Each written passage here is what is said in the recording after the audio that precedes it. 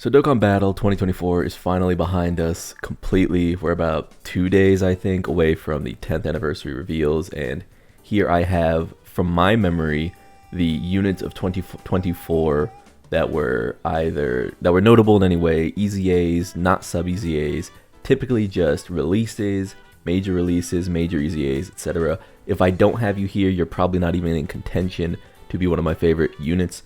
So let's get into my top 10 favorite units of 2024, and make sure to tell me what yours is, because mine isn't that surprising. I think I've been pretty overt about the things I like in Dokkan Battle and the ways in which Dokkan succeeds versus flops. Let's go. It kind of saddens me that I have to do this, but I'm actually going to put Broly at 10.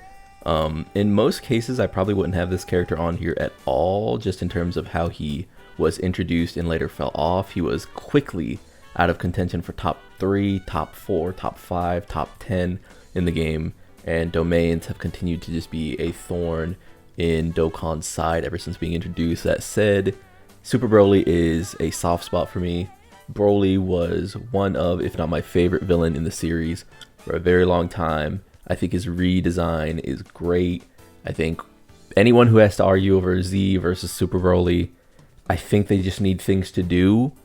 Like, it's not like either of them have masterclass writing or anything. I don't know why people don't get this when it comes to Dragon Ball characters. There's a very short list of characters in Dragon Ball Z that have writing that you need to concern yourself with.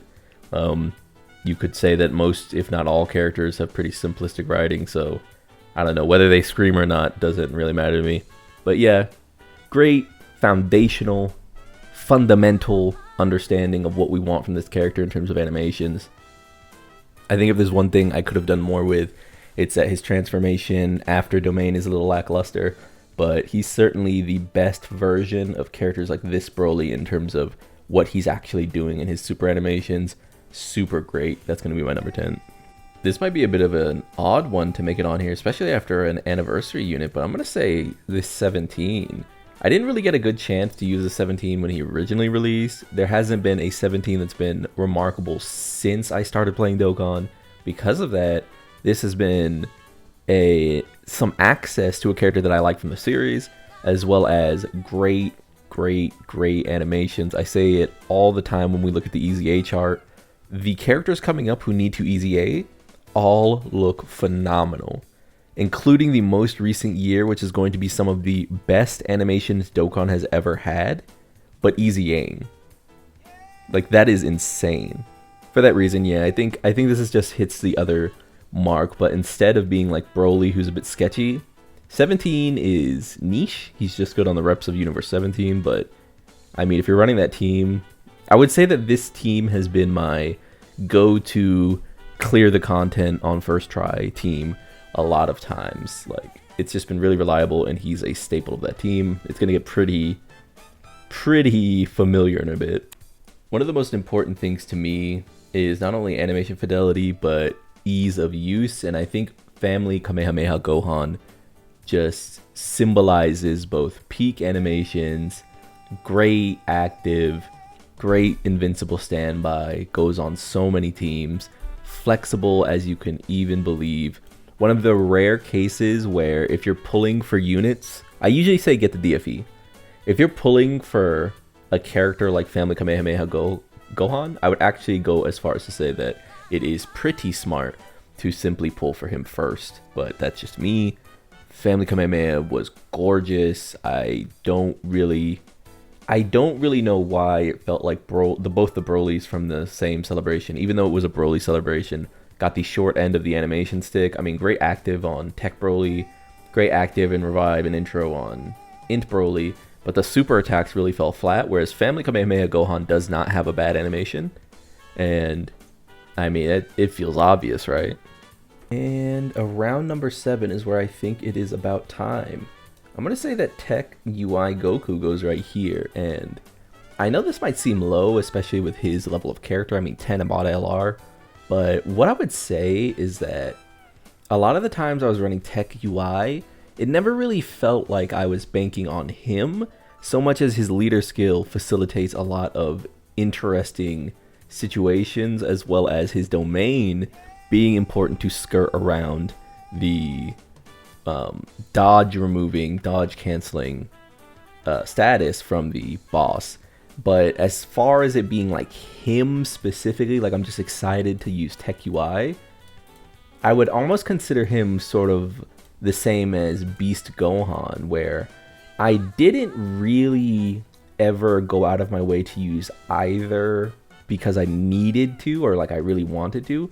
It was more so that the moment Tanabata UI came out, I think your account was either you had Beast Gohan or you had Tanabata UI.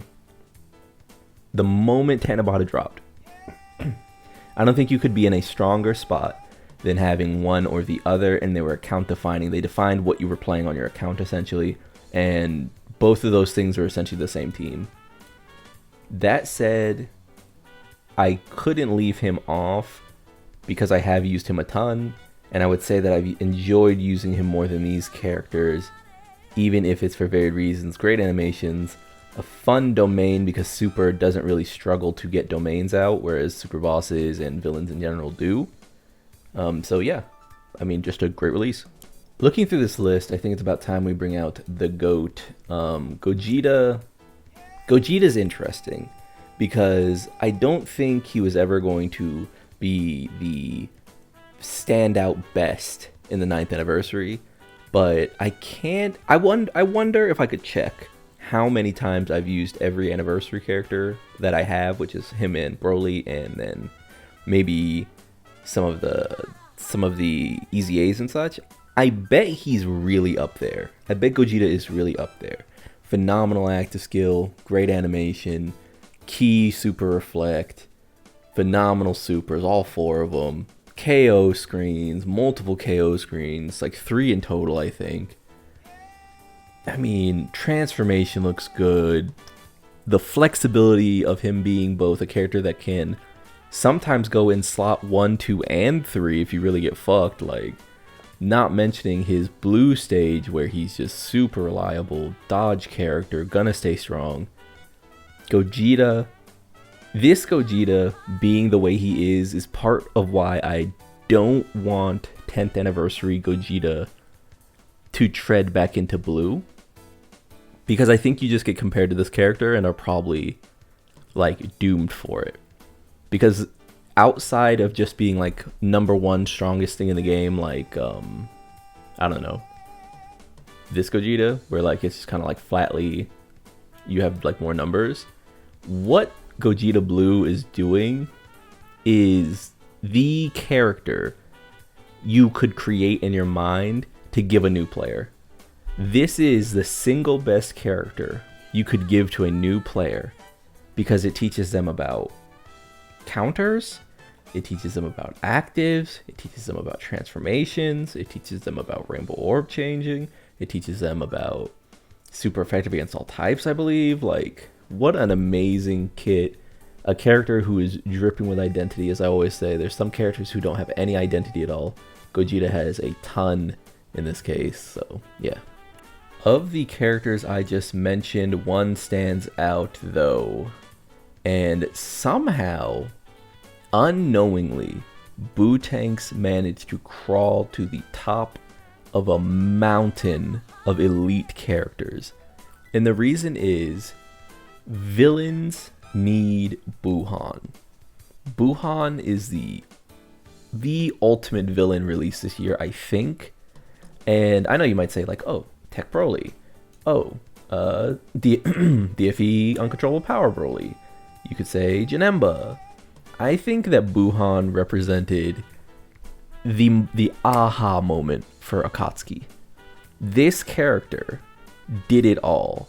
And of course, I'm not even mentioning characters like Cell Max, obviously. I'm just going to put all the villains here. And that's not even mentioning Cell Max, who is obviously phenomenal, but this was when I figured, like, one, people weren't aware of power in a vacuum, because they somehow thought that just because this is a Vegito unit, he's somehow better than this monster. I have used Buhan more than almost every other villain this year. He goes on every single one of their teams, essentially. Is there any that he's missing from? movie bosses, I guess. But like he's on that team here, so it's just like, what a what a phenomenal release. I can't put it any other way. This character dominates all year. No one saw it coming. They tried to say he was worse than the fusing Vegito, which he wasn't, and he never was. There was never a period of content where he was. It was just like all cap. Great transformation condition. Healing. Gave the Majin Buu team, alongside characters like this and some of the other EZAs that I don't even have pulled up here, but Majin Buu team gains a great identity. And I don't know. It felt like Buhan was Dokkan getting it. And for that same reason, I'm actually going to pair them with Janemba. And Janemba is another character that gets sort of shit on for some reason in the community. It's like grossly underrated. You could literally, if you walked up to me and said Janemba is the best character in the game, I could look at you and go, okay. Like, it wouldn't be that much of a stretch. People think it is, but it's not. Janemba is so good. These characters should actually share like a row together because they're that phenomenally designed. They have weaknesses, they have clear strengths, they have great, I don't know. I could do an entire video just talking about how well made characters like this are and how kind of sloppily characters like this are, where it's just like so flat. Not that I haven't used this character a lot, I've used this character a ton, by the way. I pulled it on the moment he was released, used him a ton, but some characters are just phenomenal, and I think these two deserve to be in that category. I think it's about that time. Yeah. Wow, a lot of Fizz units I'm noticing. That's very funny. The trio are Dokkan perfected. It's not that they're the single best character releases here. It's not that they're the highest peak releases here. It's not that they're the strongest character Dokkan's ever released, like Beast Gohan felt.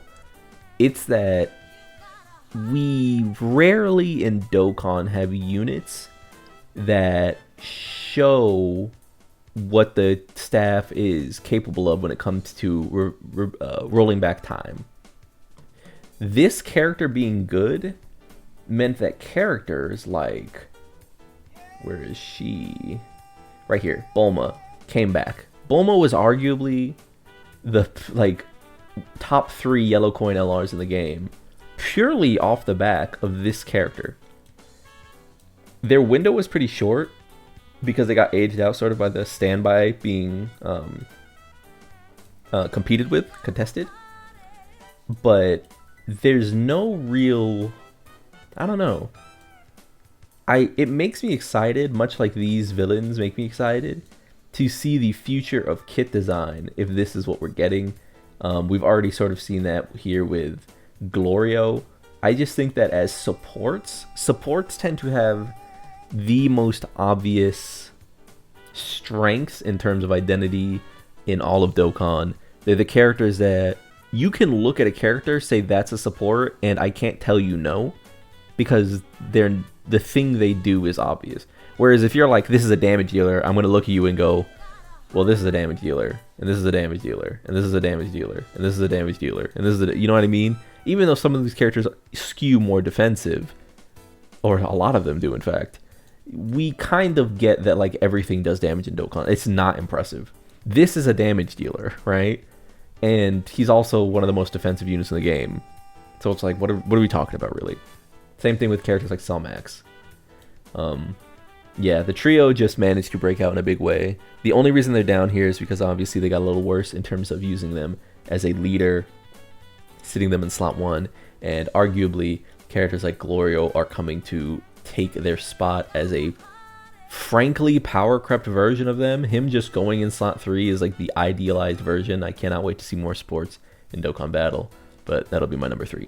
So I struggled with the top 2 a lot, and if you're wondering why I can't put characters like Daima, Goku, and Glorio up there, or Gotenks, it's because they're pretty recent, and I don't have that much affinity for them. It's not like they've been there with me the entire year. I'm not really a snap decision person where it's like a character releases, and immediately it undoes everything released in the entire year. It's just not how I work.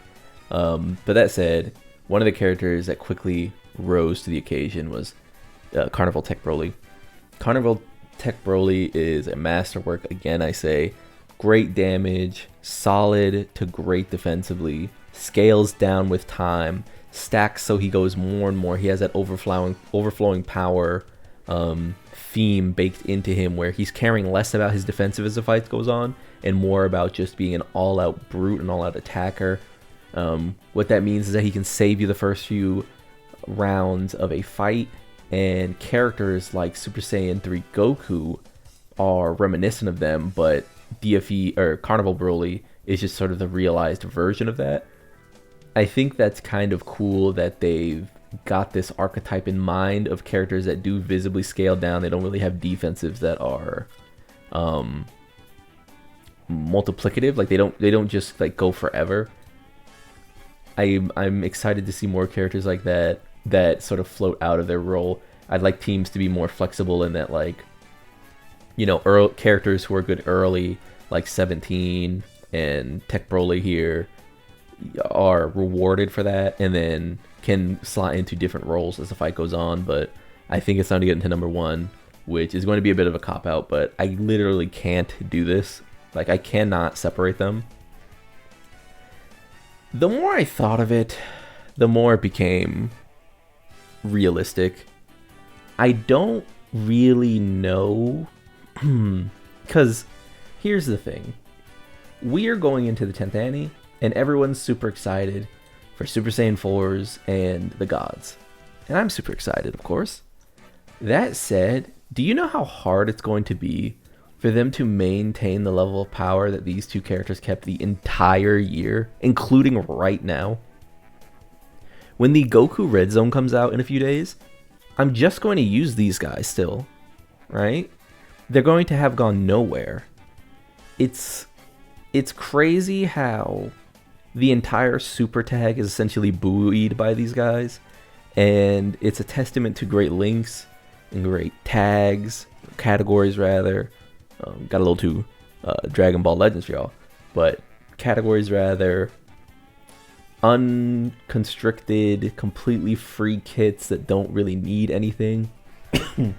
Vegeta, of course, is a much more stringent, tight character because of his need to get hit 5 times. I've actually found Goku to be the more reliable, consistent revive option.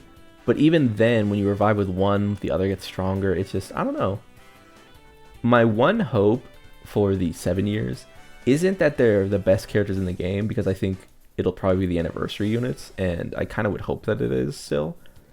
If they're top 2, top 3, I hope it's in the way that these guys are, which is to say that you can just see them all year.